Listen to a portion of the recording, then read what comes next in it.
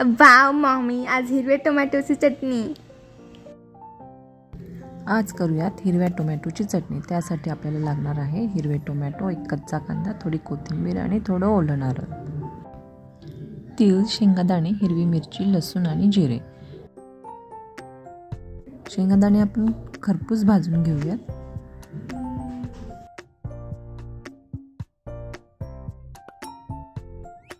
दोन टीस्पून तेल टाकून कांदा आपल्याला फक्त टॉस करून घ्यायचा आहे, तो जास्त भाजायचा नाही आहे. कांदा कच्चाच राहू द्यायचा आहे.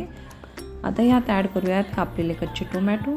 कच्चे टोमॅटो हे आपल्याला शिजवून घ्यायचे नाही आहेत, ते थोडीशी वाफ घेऊन मऊ करून घ्यायचे आहेत.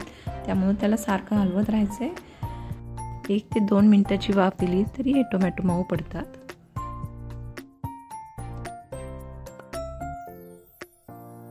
त्यात तीळ टाकूयात. तीळ ह्यासाठी शेवटी टाकायचे आहेत की ते जास्त आपल्याला भाजायचे नाही आहे, त्याची कच्ची चव आहे तशीच ठेवायची आहे. मिरच्या घालूयात. मिरच्याही आपल्याला ठेच्यासारख्या जास्त परतून घ्यायचे नाही आहेत.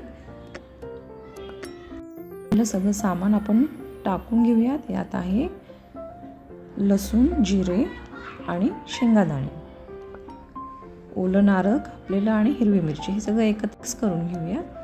मिश्रण थंड झालं की त्यात चवीनुसार मीठ टाकूयात. साखर मी इथे थोडीशीच घातलेली आहे, तुम्हाला हवी तर तुम्ही जास्तही घालू शकता.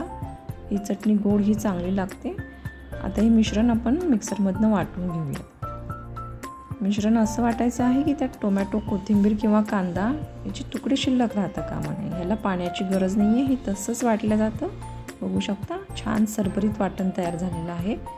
राहिलेल्या मिश्रणाचंही आपण वाटण तयार करून घ्यायचं आहे. ही चटणी 4 लोकांना अगदी आरामात पुरू शकते. बघू शकता तुम्ही. आता ह्या चटणीला फोडणी दिली तरीही चालते, बिना फोडणीची खाल्ली तरीही चालते. आपण ह्याला फोडणी देऊयात. त्यासाठी थोडं तेल घेतलं आहे मी.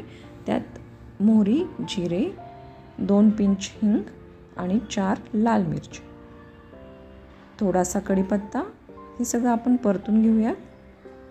कढीपत्ता चांगला परतून घ्यायचा आहे, तो कुरकुरीत झाला तरी चालेल, चांगला लागतो तो. आता ही फोडणी आपण त्या मिश्रणावर टाकून घेऊया.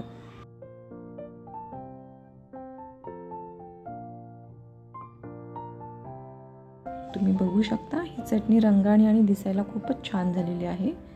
चवीलाही खूप छान लागते. तुम्ही ही नक्की करून बघा.